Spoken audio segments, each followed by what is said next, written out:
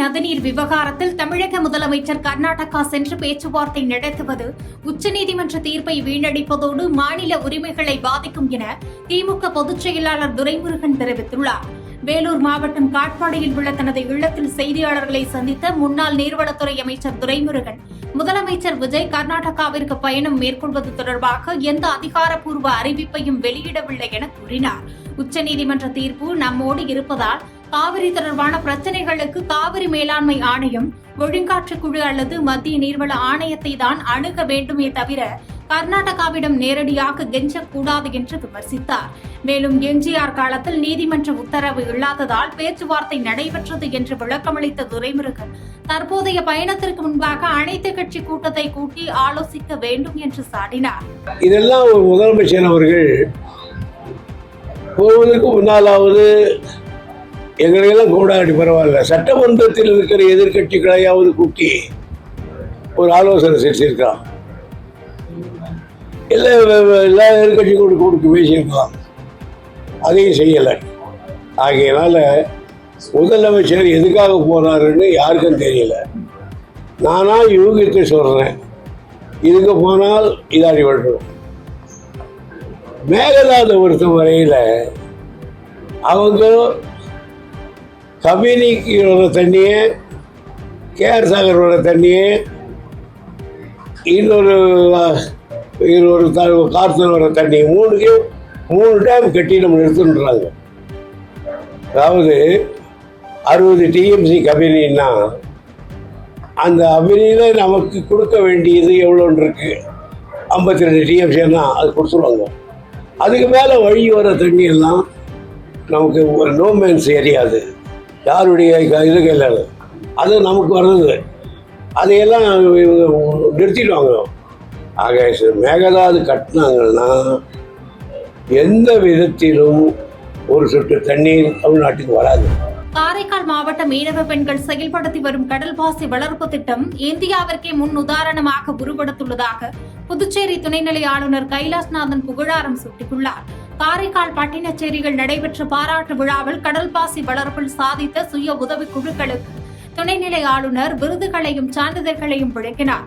தொடர்ந்து நிகழ்ச்சியில் பேசிய அவர், குஜராத் போன்ற மாநிலங்களில் எதிர்பார்த்த வெற்றியை பெறாத இத்திட்டம் காரைக்கால் பெண்களின் கடின உழைப்பால் பெரு வெற்றி பெற்றுள்ளதாக பாராட்டினார்.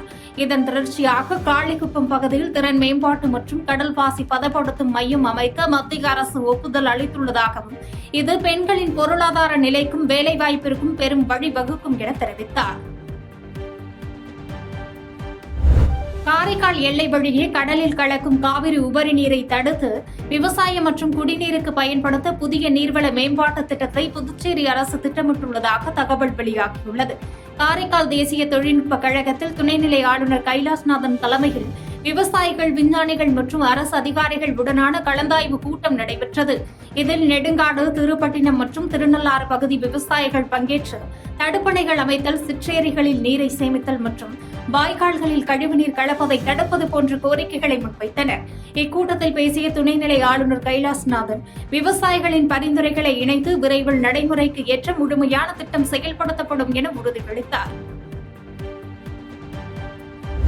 கடலுக்கு போவோம் ஸ்வர்ணம் என்ற கருப்பொருளில் தேசிய மாணவர் படையினர் மேற்கொள்ளும் 800 கிலோமீட்டர் கடல் வழி பயணத்தை புதுச்சேரி முதலமைச்சர் ரங்கசாமி தொடங்கி வைத்தார். புதுச்சேரி தேங்காய் திட்டு துறைமுகத்தில் நடைபெற்ற நிகழ்வில் முதலமைச்சர் ரங்கசாமி மற்றும் சபாநாயகர் அன்பழகன் ஆகியோர் என்சிசி மாணவர்களின் கடல் பயணத்தை கொடியசைத்து தொடங்கி வைத்தனர். இந்த 63 நாள் பயணமானது புதுச்சேரியில் தொடங்கி கடலூர், குமரி, தூத்துக்குடி, ராமேஸ்வரம் வழியாக செப்டம்பர் 26 அன்று சென்னையில் நிறைவடைகிறது. இதைத் தொடர்ந்து செய்தியாளர்களை சந்தித்த முதலமைச்சர் ரங்கசாமி, மாணவர்களுக்கு மன உறுதியையும் தன்னம்பிக்கையையும் அளிக்கும் இந்த முயற்சி அவர்களின் எதிர்காலத்திற்கு வழிவகுக்கும் என கூறினார். வகுப்பறையில் சக மாணவர்களுடன் பேசிக் கொண்டிருந்த மாணவனை ஆசிரியர் தாக்கியதில் பல் உடைந்த சம்பவம் திருப்பத்தூரில் பரபரப்பை ஏற்படுத்தியுள்ளது. திருப்பத்தூர் மாவட்டம் ஆதியூரில் உள்ள தனியார் மெட்ரிகுலேஷன் பள்ளியில் 9ஆம் வகுப்பு படித்து வரும் மாணவன் கிஷோர் வகுப்பறையில் பேசியதற்காக தாவரவியல் ஆசிரியர் சுரேஷ் என்பவர் தாக்கியதாக கூறப்படுகிறது. அப்போது ஆசிரியர் நெட்டி தள்ளியதில் வகுப்பறை மேஜையில் மோதி விழுந்த கிஷோருக்கு பல் உடைந்ததை அடுத்து அவர் வாணியம்பாடி அரசு மருத்துவமனையில் சிகிச்சைக்காக அனுமதிக்கப்பட்டுள்ளார். இச்சம்பவம் அப்பகுதியில் பரபரப்பை ஏற்படுத்தியுள்ள நிலையில் திருப்பத்தூர் கிராமிய காவல்துறையினர் வழக்கு பதிவு செய்து விசாரணை மேற்கொண்டு வருகின்றனர். விழுப்புரம் சிந்தாமணி ரயில்வே மேம்பாலத்தில் 5 வாகனங்கள் அடுத்தடுத்து மோதியதில் 2 உயிரிழந்தனர். விழுப்புரம் சென்னை தேசிய நெடுஞ்சாலையில் அமைந்துள்ள சிந்தாமணி ரயில்வே மேம்பாலத்தில் சென்று கொண்டிருந்த ஆம்னி பேருந்து ஒன்று திடீரென பிரேக் பிடித்ததால் பின்னால் வந்த வாகனங்கள் ஒன்றுடன் ஒன்று மோதி விபத்துக்குள்ளாகின. இந்த விபத்தில் சென்னை முடிச்சூரை சேர்ந்த பாதிரியார் ஜான் அன்பழகன் மற்றும் விழுப்புரத்தை சேர்ந்த பூபதி ஆகியோர் சம்பவ இடத்திலேயே உயிரிழந்தனர். காயமடைந்த பாலாஜி, சாலமன் உட்பட 3 பேர் முண்டியம்பாக்கம் அரசு மருத்துவக் கல்லூரி மருத்துவமனையில் சிகிச்சை பெற்று வரும் நிலையில் விபத்து குறித்து விசாரணை நடத்தப்பட்டு வருகிறது. திருவள்ளூர் மாவட்டத்திலிருந்து காஞ்சிபுரத்திற்கு வேலைக்கு சென்ற கூலி தொழிலாளர்களின் வேன் கவிழ்ந்து விபத்துக்குள்ளானதில் 15 பேர் காயமடைந்தனர். ராணிப்பேட்டை மாவட்டம் காவேரிப்பாக்கம் சோளிங்கர் சாலையில் ராஜாநகரம் கிராமத்தைச் சேர்ந்த 15க்கும் மேற்பட்ட தொழிலாளர்கள் வேனில் காஞ்சிபுரம் நோக்கி சென்று கொண்டிருந்தனர்.